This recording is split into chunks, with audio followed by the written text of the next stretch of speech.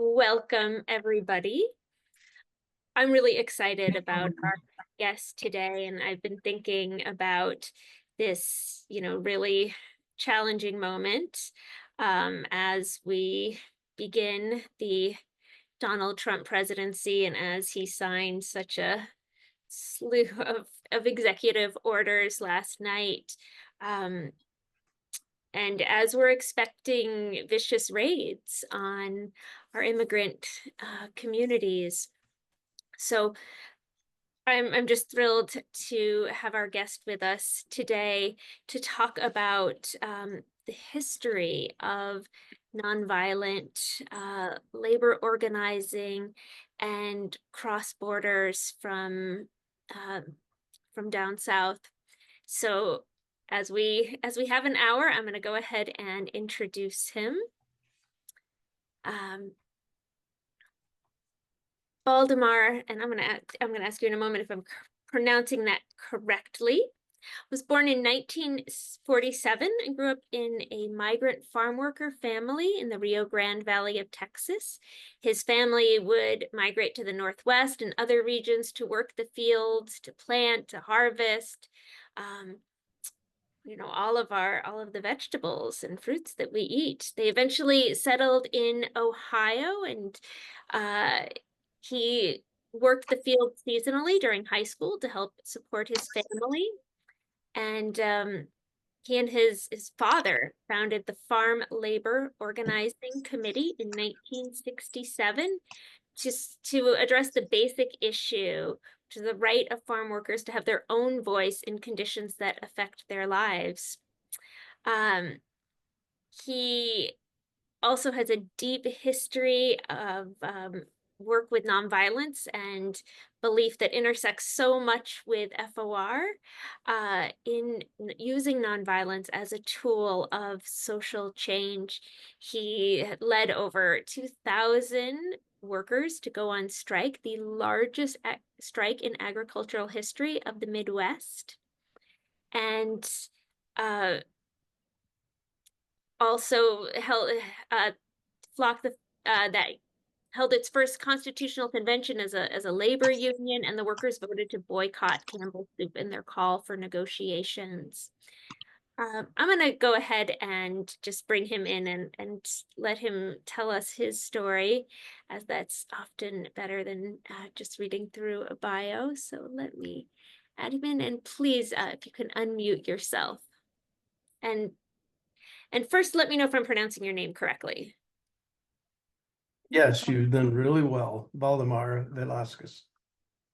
So I spoke a little bit about your history so long, and I encourage folks to learn more. But if you could tell us your upbringing in your own words and about your family. Well, of course, we started migrating north in the late 50s. And well, actually the early 50s, because I was about 4 or 5 years old.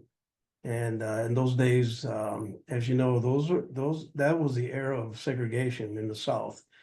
And driving north from the Rio Grande Valley in South Texas to the Midwest, recruited by field representatives, labor contractors that we call crew leaders in those days. They would truck us up from the Rio Grande Valley to labor camps in Ohio and Michigan, Indiana, to harvest the summer crops. In those days, there were no super highways. There were just 2-lane highways. And I guess there were 2 main routes to come north. One is up to the Panhandle, up to hit Route 66 and come across Illinois and Indiana into Ohio. The other one was through the deep South, through Texarkana, Little Rock, and on up to what is now Cincinnati. And that was a pretty rough time going that route because segregation was so heavy, and there was a lot of discrimination in those days. We didn't have those words in our vocabulary in those days: discrimination, racism. But you knew things were very, very rough. And so, we had a hard time trying to discern where our place was, because there were like black drinking fountains and white drinking fountains. And we didn't know which drinking fountains that we were supposed to drink out of because we didn't consider ourselves either. And so, and it was rough traveling. There's 2-lane highways, 55-mile-an-hour speed limit. So it took us 3 or 4 days just to get to Ohio. Many times sleeping on the sides of roads for your sleep breaks. And we traveled in a flatbed truck with wooden sideboards with the canvas thrown over the top, and 6 or 7 families crammed in the back. There were no windows, and our pit stops were the nearest woods we could find. And when you get to Ohio, you were promised jobs and housing, and to find that your housing were converted stalls and barns and chicken coops, and kind of like pretty rough living. And so you grow up being taken advantage of, having your wages stolen, and being poor was we felt like that's the way life was, and we pretty much were working just to eat, just to feed ourselves. And the cheating of our wages and all of those kind of things was bad enough, but the worst part of it was the human treatment that we received, the isolation, and the being treated many times like you're some kind of farm instrument, and to be put away when you're not needed and brought out when you're needed. And the worst part of that is the verbal abuse that we suffered from field men, supervisors of the farmers. And part of the worst part of that was the way they yelled and shouted expletives at your mother, and working alongside my siblings, little children. And you grow up feeling very angry, like this is something that no young man can take very long. And so I grew up very angry. And then we got stranded in Ohio because my dad got sick, and we didn't make enough money to pay the truck driver to transport us back to Texas. So we spent our first winter in Ohio up near Lake Erie, where we were picking peaches up there. And well, that's what I remember picking, because I was about 5 years old. And we didn't make enough money to pay the truck driver to take us back to Texas. We had to stay our first winter in Ohio. We had no idea how cold it got up here. And in South Texas, we didn't even have heaters in our homes. And if it got cold, we'd just throw another blanket on. But the first winter, we had to live in the kitchen all winter because it was the only heat source was the stove. And then we get so far in debt, borrowing money just to stay alive, that the next spring we had to work for free practically the entire summer to get out of debt, and then stay another winter and get in debt again, and that cycle repeating itself. But there was a silver lining in all of this, because I started going to school, and I didn't know any English when I started first grade. But it was warm in the schoolhouse and cold at home. So I was eager to go to some place where it's warm. And as it turned out, I learned English that way. After 3 or 4 years, I can remember it was about the third grade that I started to learn enough English to know sort of what the teachers were talking about. And so that started my academic career. I wasn't a very good student till middle school, 7th grade, where any young kid wants to have acceptance from their peers, and the only way you could do that is play sports. So I played everything, and in the summers, the spring came around, you were out in the fields again after school on the weekends, and all summer, back-to-back crops, migrating up to Michigan to pick cherries and strawberries, come back for the second sugar beet hoeing, and we go into the cucumber and tomato harvest, and then potatoes right into the school year. And, you know, you try to juggle going to school, and I love to play sports because I could take my aggressions out and that in a constructive way. And but something had to happen, and with all that work in the fields, because we were cheated so much, and I wanted to do something to fix those things. So that's what called me to start organizing farm workers. Something had to be done. I wasn't quite sure, but the civil rights movement was very when I had my freshman year of college back in South Texas, 1965, the height of the civil rights movement. I began to see what was going on, and I switched. I wanted to be an engineer when I started my freshman year because I was good with numbers. As a migrant worker, again, the silver lining in that all that exploitation is that you learn to count, because everything we harvested was piece rate. You only got paid for what you picked. You know, there were no minimum wages or anything like that. So we had to be counting all the time. And that's the reason I learned English, because I could, you know, when the teacher were talking about math and numbers, and I connected a word with this and that, and I was always good with numbers. And so math was my best subject in high school. And I went to Pan American my freshman year back in South Texas after it was my first experience down there.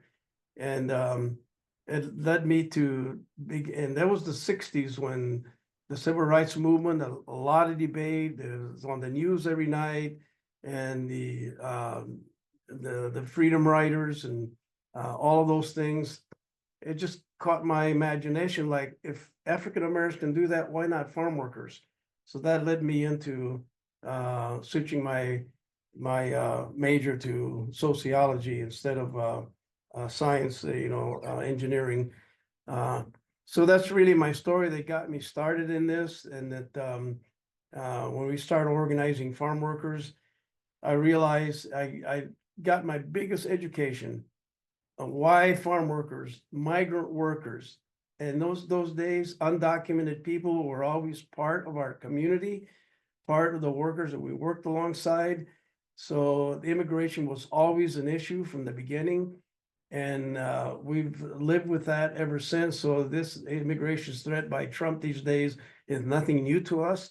We have faced that. They've used immigration against us in our organizing campaigns. So we had to find creative ways to defend the people and to mitigate the impact of immigration raids, and how to protect our families, to keep us from divided families. What we're seeing with Trump is just a repeat of all of that, and maybe more intense because it's on with social media. There's a lot of a rhetoric around the country about that, and having grown up with this issue of migrancy, it's not just within the U.S., it's across the borders. Now all the way to Guatemala, we're getting migrants into Northwest Ohio from Guatemala. And certainly a lot in our operations in North Carolina, where we have the only collective bargaining agreements in the United States that have been accomplished without a legal framework. California has a law that allows farm workers to unionize. New York just passed a law 2 years ago, and they have a law there. But outside of those, there's nothing. And that's the thing that restrains us from organizing workers to defend their rights as working people.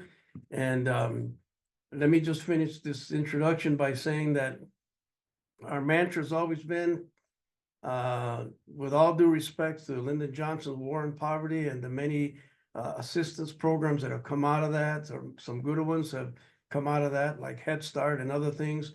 But when you're talking about migrant farm workers, we're talking about hardworking people. We're not talking about disabled or unemployed people who need federal assistance. All these things with food stamps and migrant clinics and migrant this and that are fairly funded. They were supposed to be a bridge out of poverty. Instead, they become kind of like institutionalizing people and frozen in that subsistence existence in agriculture instead of a fair day's pay for a fair day of work. And I think that that's what we stand for. We're hardworking people, and we want to be recognized as any other workers to be able to feed, educate, and clothe our own families.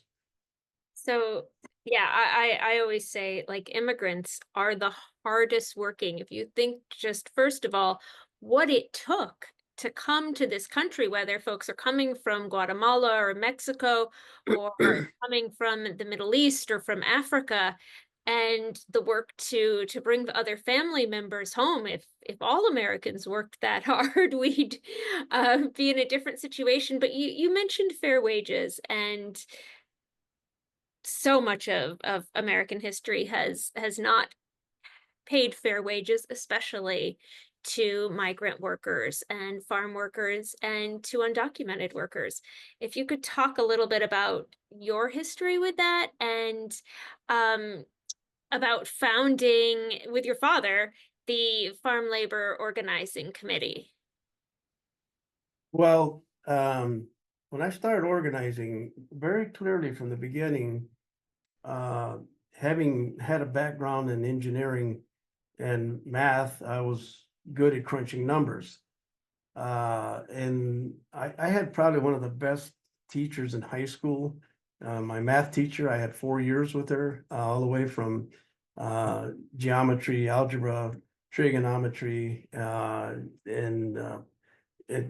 she was an excellent teacher because not only did she teach us the basic formulas, we studied how those formulas were developed and why. And so we learned to analyze the entire universe of math to be able to apply a theorem, a formula properly. So when I started organizing farm workers, that's what I did. I started crunching the numbers. Here we are. We get paid, back in those days, we were getting paid 10 cents a hamper for a 33-pound basket of tomatoes. What is a farmer getting paid? When we started the strike in 1978, I had the math all down. I knew how much the farmers were getting paid per ton. And out of that ton of tomatoes, how much of it came to us. And you can mathematically figure it out. In a 33-pound hampers, 2,000 pounds in a ton, that's about 60 hampers, 33 pounds to make those 2,000 pounds. We're getting 10 cents. Well, at the time of the strike, we were getting paid 16 cents for every 33-pound basket of tomatoes. When you do the math, that's $9 and some cents of the $34 a ton that the farmers are getting paid. Now, the other part of that 34, when you figure out the fertilizer, the transplants, the cultivating, the hoeing, that's paid by the hour, that the profit margin for the farmer, you could figure it out to the T. And I had these numbers confirmed by extension service agents and so on. To make a long story short, after crunching the numbers, the farmers were only making like $68 a ton, $68 an acre profit, because you had to yield like 16.1 tons an acre to break even after you put all the input costs and harvesting those tomatoes and delivering them to the factory. And so for an entire season, and the average acre contract for a farmer was 40 acres contract. When you figure that out, the $68 times 40, you're only talking about $2,000-3,000 profit margin for the entire season for a farmer. If we ask for 2 cents raises in that 33-pound basket of tomatoes, you eat up most of that $2,000 profit margin for the entire season. It's more profitable for the grower, the farmer, to raise corn, wheat, or soybeans that are not labor intensive, and we wouldn't have a job. So you figure that out. We figured out that what we had to do, tell Campbell Soup, they had to increase the price per ton of tomatoes for that farmer for us to double our wages. And that's what we did. That was our mantra: supply chain agreements. that everybody in the supply chain had to come to the table and create a sustainable pricing system so that everybody could have a minimum, a subsistence way for the labor that you have. And the opposition was enormous because, and it's true to this day, a lot of farm labor activists like to demonize the farmers, the employers, because of the low wages, the bad treatment. Saying, yes, there are some bad farmers, but for the most part, what they do out of desperation. But if they had a negotiating platform with the company they supply, there could be an adjustment of those pricing so that they are more sustainable to allow them to increase our wages. So this is what we had to do to convince Campbell Soup to create a platform, a forum, so that farmers and farm workers and the company could sit down at one table and negotiate sustainable prices in the money system in that supply chain. And that's what we did in 1986. We got Campbell's to do that. And their subsidiary, Vlasic Pickle, which was the big labor intensive crop at that time. So we did not settle a boycott until we got the door open in what we called an accretion clause to unionize all of the cucumber farms contracted to Vlasic Pickle. And in 2 short years, we doubled the wages of the workers.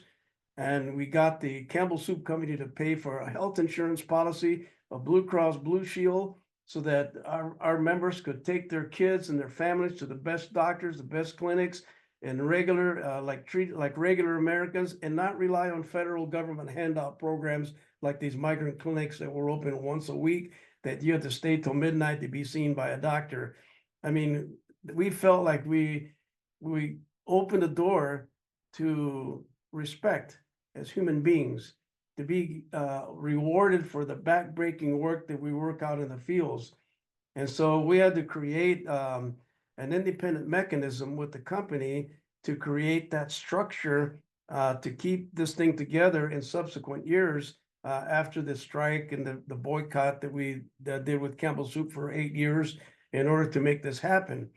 So we created a parallel to the federal labor board that's under the National Labor Relations Act that other unions use.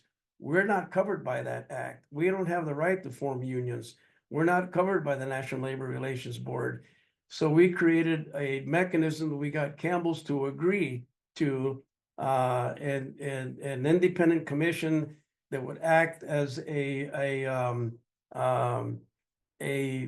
commission that's equals the authority of the National Labor Relations Board. They had the authority to issue representation procedures and collective bargaining, and it was chaired by former Secretary of Labor John Dunlop. And that commission has been so critical in having an independent framework that our government does not give us the right to do under the National Labor Relations Act. And we had the company, every campaign we've done since 1986 with Heinz USA, with Dean Foods, Aunt Jane, Green Bay Foods, and then in the 2000s, the Mount Olive Pickle Company in North Carolina, to recognize that commission, to have this independent framework so the farm workers could administrate some measure of justice for self-representation. And that's the story in a nutshell. So before we start talking about today, because I'm looking in the chat and I know a lot of folks want to talk about today and hear from you thoughts on what we do, I want to ask you to tell us about your introduction to nonviolence and pacifism as a way, both as a way of life and as a political organizing tool. Well, as I mentioned prior to this talk, my influence came from Dr. Ralph Templin, who is my wife's grandfather, my grandfather-in-law. He worked for 15 years in India and was involved in the independence movement with Gandhi and helped organize the Christagraha movement which is the equivalent to Gandhi's Satyagraha movement. And I was fascinated by these stories as I visited him in the 60s. And he would tell me these stories of his conversations with Gandhi and what it took in the struggle for independence. Of course, when he joined the nonviolent movement in India, he got expelled as a missionary. He ran a boarding school there for Indian children as a missionary. And when he got expelled, he came to New York and started working with the peacemakers here in the United States. He created an ashram center in Harlem and worked with some of the early FOR members like A.J. Musty and James Foreman, James Farmer, I'm sorry. And they became influenced in his life. And of course, through him, I learned that nonviolence was not as a tactic, but as a way of life. And I think that's the thing that hit me the hardest of things that I had to change in my own life, because I was so angry. We need to get even with these farmers that exploited us without understanding, the economic realities of farming in the United States, and then the way they treated us, and there was always a mix of farm workers that were American citizens and those without documents from Mexico. There was a more fluid border in those days, contrary to the situation right now. And immigration threats were always looming in the background of all our campaigns that we've done. And so, and actually, it was the civil rights movement that propelled me into organizing farm workers. Between my freshman and sophomore year in undergraduate school, I transferred from Pan American College in South Texas to Ohio Northern University to study sociology. We had a 6-week Christmas break that we could do an independent study, and I donated those weeks to the Congress of Racial Equality, which was founded, by one of my grandfather's friends, James Farmer, and I lived in a tenement house in the Huff section of Cleveland, the ghetto.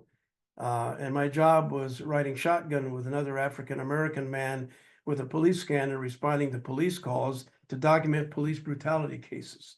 And we documented a lot of stuff. And it took 100 George Floyds to get the public attention that George Floyd got because of social media. We didn't have it in those days. And one morning we were eating breakfast, and my host in that tenement house in the Huff section asked me why I was the only volunteer that he's ever had that has complained about the rats. I said, well, I grew up with the rats in labor camps and so on. And I told him the story how me and my brother used to, we didn't have money to buy toys, so we made games for everything, including with the rats. He said, how did you play games with rats? He said, well, our sleeping quarters were the living room couch. My brother slept on one end and I slept on the other end, and with a blanket between us.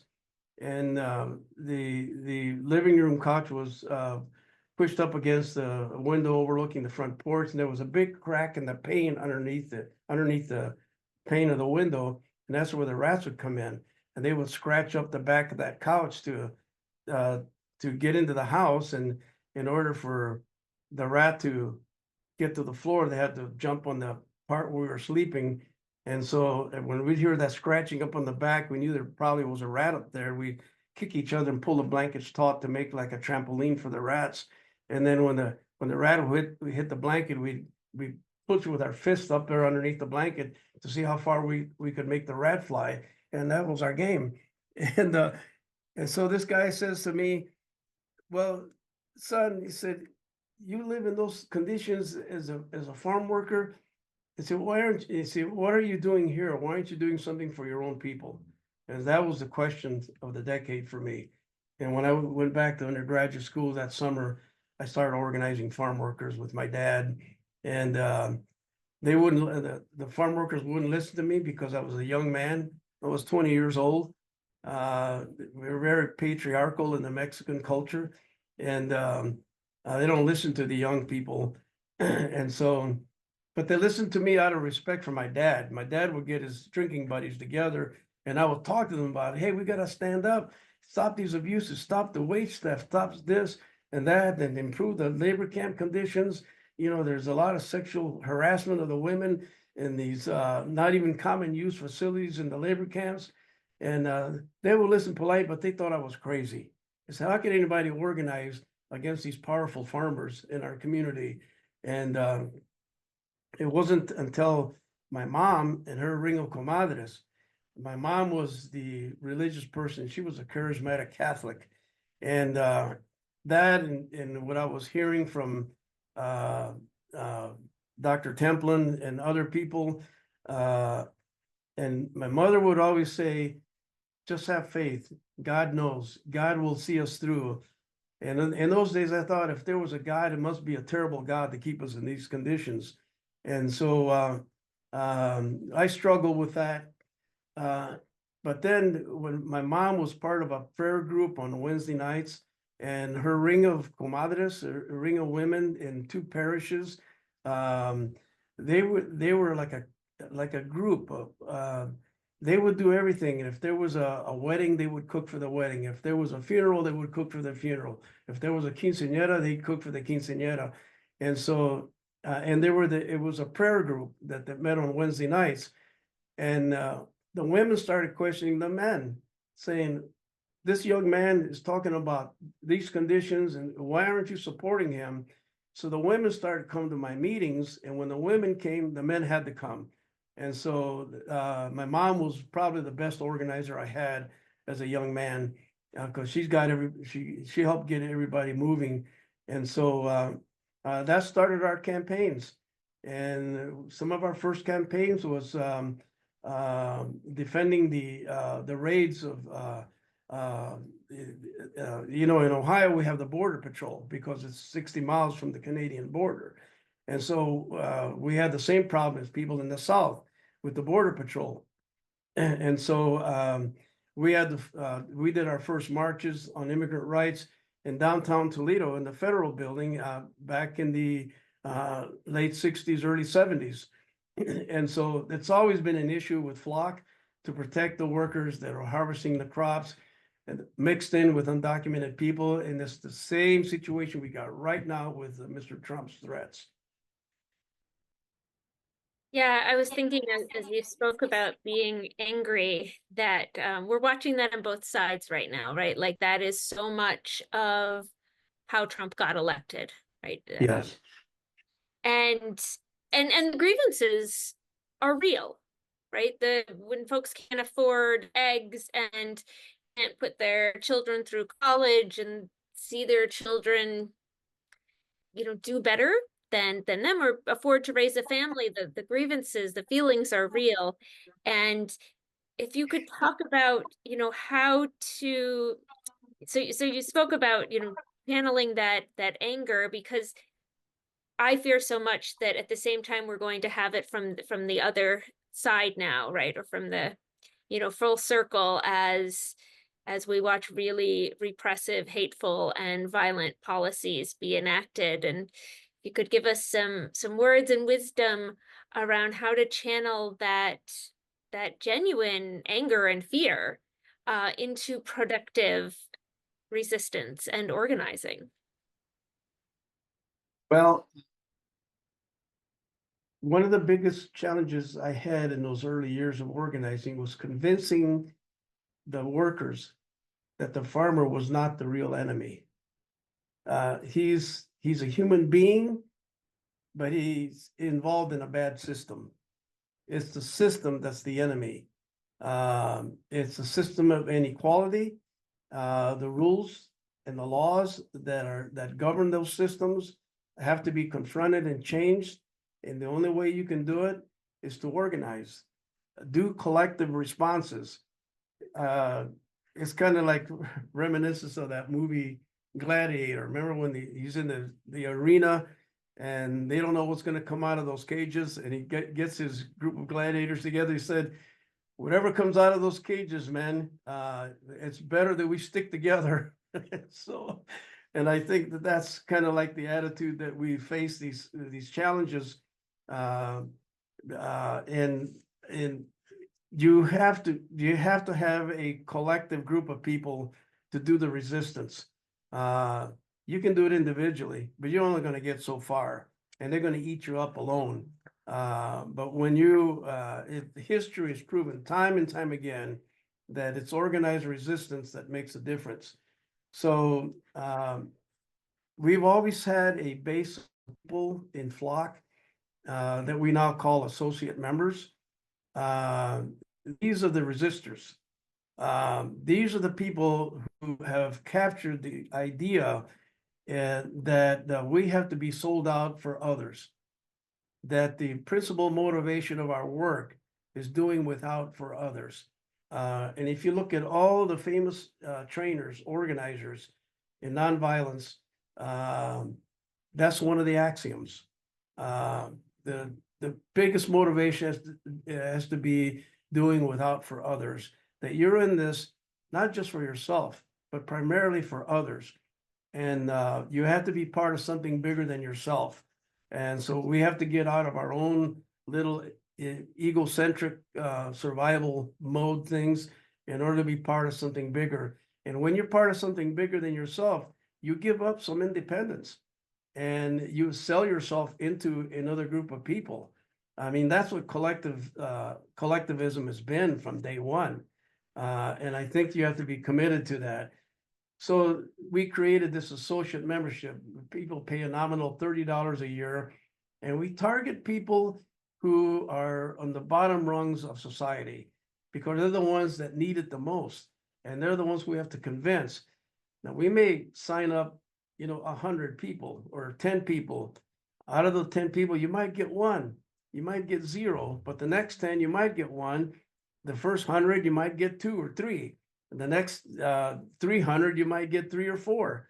But building that core, that vanguard group of people who understand that commitment, and they lead the charge. When we did our strikes, when we were preparing for the Campbell Soup strike, we did a number of other actions to train some of the hard center core people that would lead the charge. And I've always trained a cadre of people in nonviolent resistance, how to resist without violence. And, you have to put yourself on the line. You can't ask people to do something that you're not going to do yourself first. And you have to be in the front. Every time there's been a dangerous situation in our organizing campaigns, which had been several, there have been some pretty dangerous moments, so to speak. When we did the campaign in Indiana with Morgan Packing, we took over a tomato factory for 11 days. We put a barricade, didn't let anybody in. And of course, we knew we were breaking the law. So we invited the lawsuits and went to court and resisted.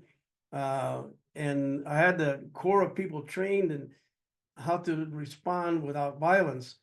And I remember we have a picture in our office of the barricade in that with the federal marshal serving the federal court order after we had the place closed for 10 days already.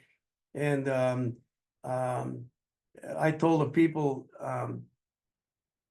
when the federal agents come and serve the order to take down our barricade, do what I do.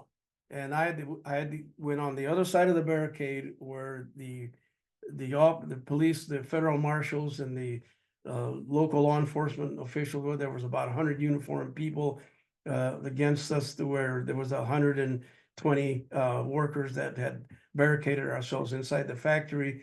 They dragged me away first and put me in a squad car. They beat me with clubs and took me to the local court, handcuffed me to a wooden bench until the paddy wagons came and hauled 50-some people away to the federal jail in Fort Wayne. So I had to be out in front to teach them, how to cover your head and get in a, the position to protect your vital organs. And so that everybody would do the same. And fortunately, no one else got beat. And this is the objective, to go peacefully. And the federal court hearing after the arrest, the arraignments, was on national news. And when people heard the story nationally, the people of good faith responded, and they put so much pressure on that company that they caved into all of the demands that we had before we took over the factory. That was the precedent to the Campbell soup fight. So we had a group of people that knew how to go through these situations in order to make the changes that eventually happened. So that collective is very important. And as we face these threats today, next Tuesday, we have our associate members meeting, and we're making it clear that we're going to distribute a list of things, what to do, how to conduct yourself in case you face the Border Patrol or ICE in your home, on the street, or at work. And so we got little bullet points, the main things to remember in case you have that encounter, because if you don't know those things, you're not going to know what to do, and you might say and do the wrong things and get yourself into more trouble. But we're going to do the best we can to minimize the impact of these policies, what may or may not happen, what comes out of the cages, so to speak. Right. And we do expect them to be a surprise, or Trump said so yesterday. If you would please forward those to us, because FOR, we would love to distribute those points as widely as we are able. And I'd like to ask you as well, there's many of us not in the position of being rounded up in a raid, but wanting to support and wanting to do, protect as much as possible. And if you have any suggestions for us with that, and then I'm going to move to questions that were in the chat afterwards, because I know folks have a bunch to ask. Well, I think your support is very, very, very critical. The voice of, we've always counted on the fact that there's enough human beings in this country that are of good faith, that have an earnest belief in justice, and lifting up the downtrodden, that we count on their support tremendously. A lot of times we have public campaigns. I told some of my colleagues here in Toledo, it's time to go back on the streets and do the immigration marches that we had back in the 80s when we got the first amnesty under Ronald Reagan, the big marches of the early 80s. And so we may have to go back. We may have to be calling on you to come with us, to join us on the streets. If you can donate to our nonprofit, that would be a big help. We're a very poor union. The union members that we have under union agreements only pay dues a partial time of the year because they harvest seasonal crops. It's very seasonal.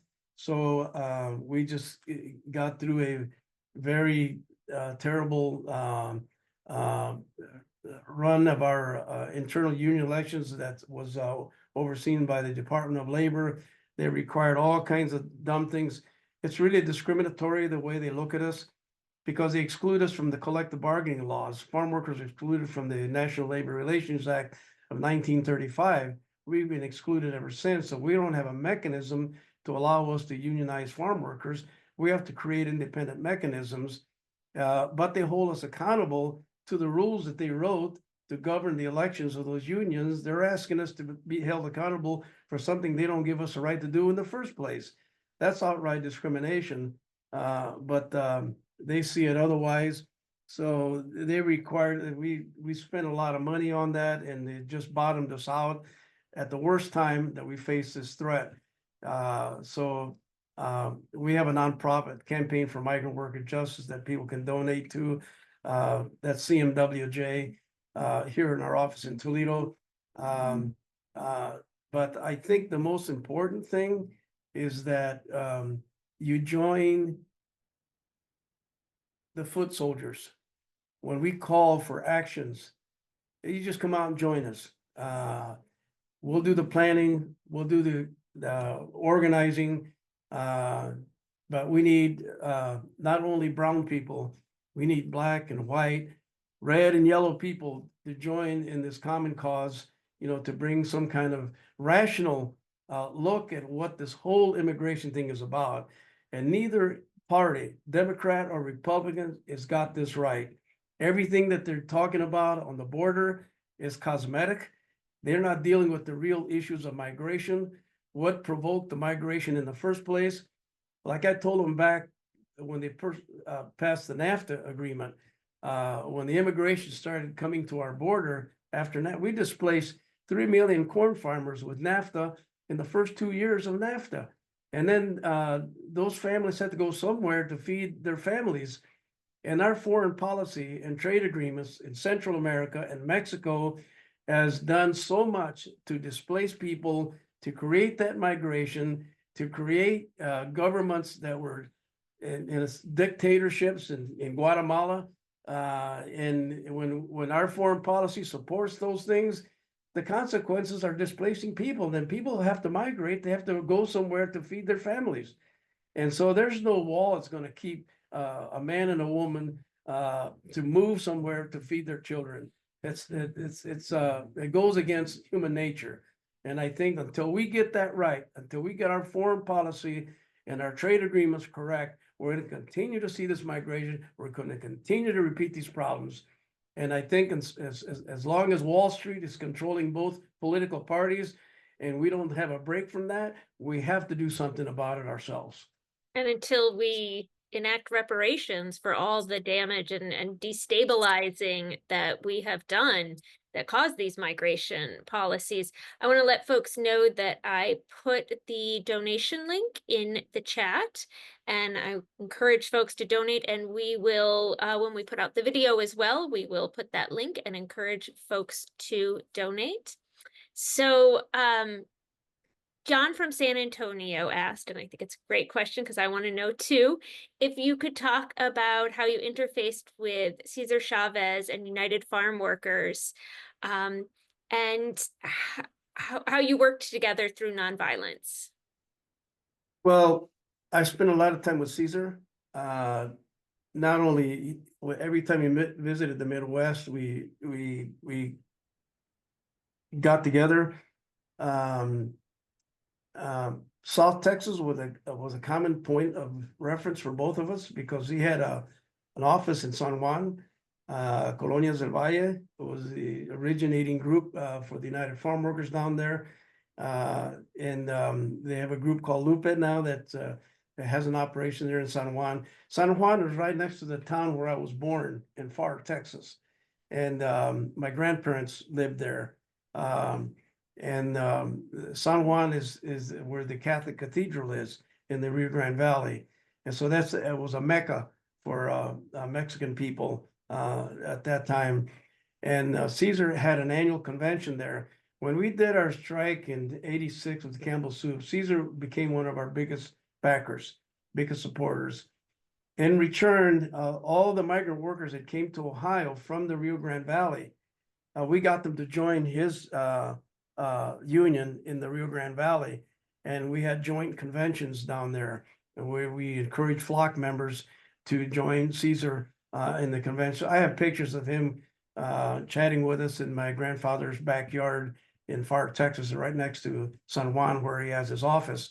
And but we always talked about strategies, how to deal with the farmers, and the options were always what's the most effective nonviolent economic pressure we can put in order to achieve what we want. And always we argued there's going to be people that are going to oppose us all of the time, but still the objective of nonviolence is how do you win the opposition to your side? That was a very interesting conversation because I took that to heart when we settled the Campbell Soup fight in Ohio. And we continued to court those farmers that they're not the enemy. The enemy's the big manufacturers and retailers who suppress prices in the commodities that keep us both in the bottom.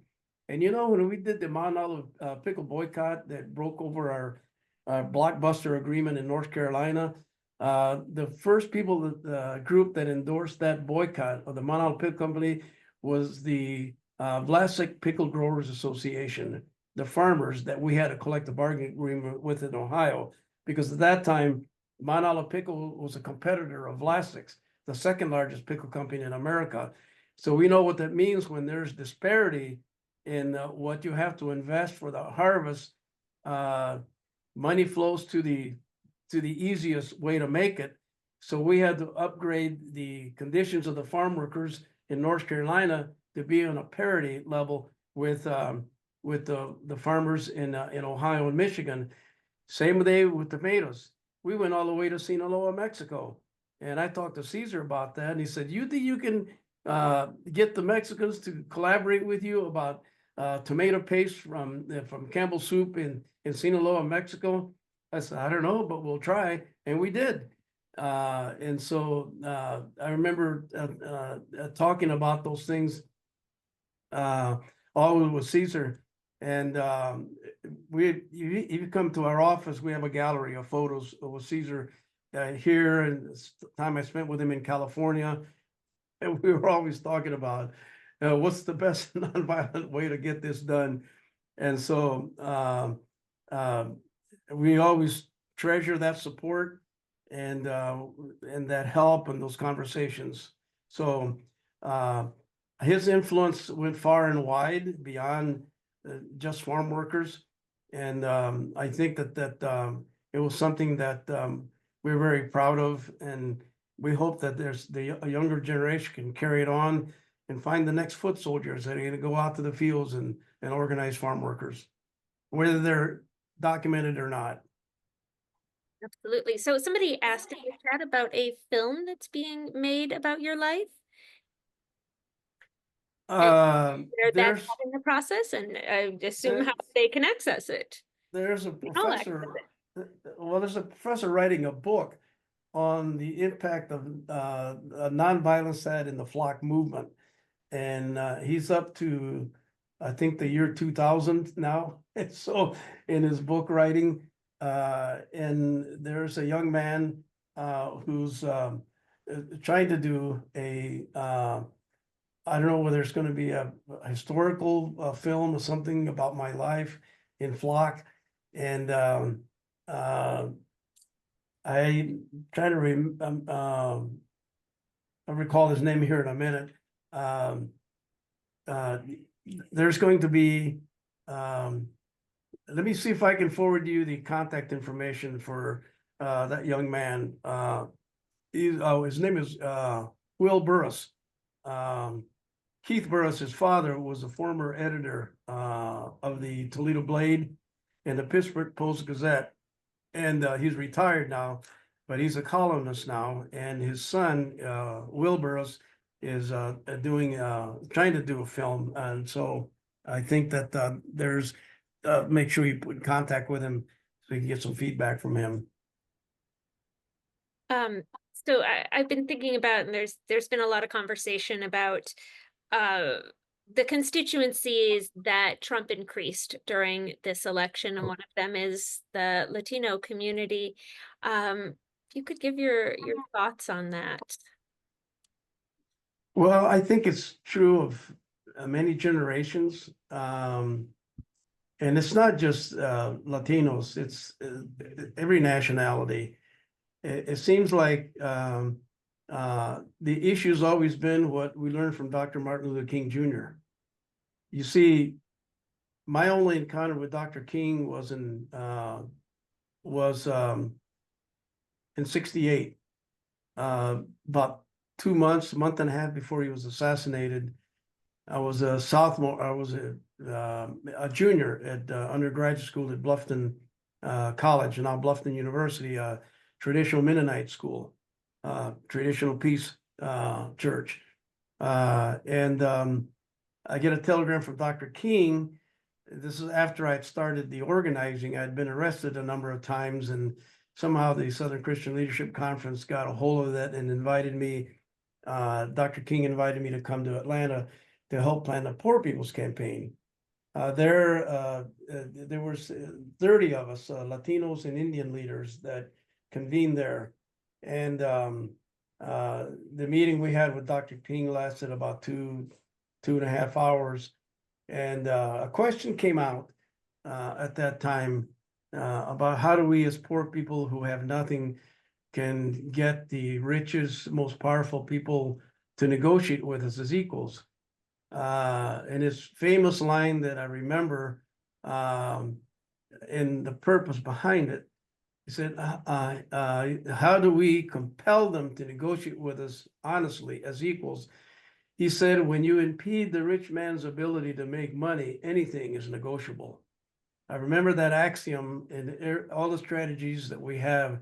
And of course, that was Gandhi's strategy as well with the British. And so everything's connected at that time to me. And I think that my takeaway from that, in terms of why all these groups that he was bringing together, Indians and Latinos and Black peoples, that the civil rights movement was not just a Black issue. It was a class issue. So when you talk to me about why so many Latinos voted for Trump, it's a question of what class they think they're in. You know, I think they feel like they're on the up and up. I heard a lot of talk about Latinos, and it's the economy, that it's kind of going to be better for me under Trump and so on. I think that that's one of the things that I heard in the Latino community. And the fact that there's other people, good thinking people, who say they think that Trump has a better chance of keeping us out of wars. So you can't poo-poo that very much. You have to think of all the things that occur. But I think in the end, that what's gonna win out with the American people is equity, fairness, justice, and all that's gonna come out to play. I'm nervous about all of the billionaires that Trump is putting in the White House. Is that going to continue our foreign and economic policies and trade policies?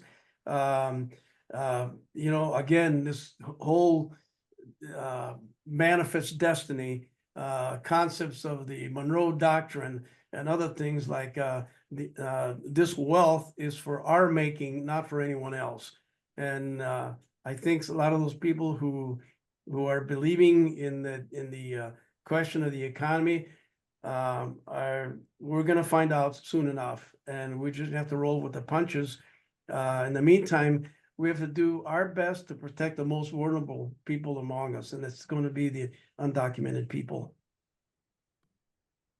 Absolutely. So as we finish up here, I just wanted to ask any advice, any suggestions that you have for us, and this has been a question ongoing, where we can access resources to be of support. Well, we're going to do our best to network with people who are common thinking with us, and we definitely want to keep connected to you all. As a matter of fact, it's encouraged me to figure out a way to become a member of FOR. It's a group I should be part of. We're counting you as a member.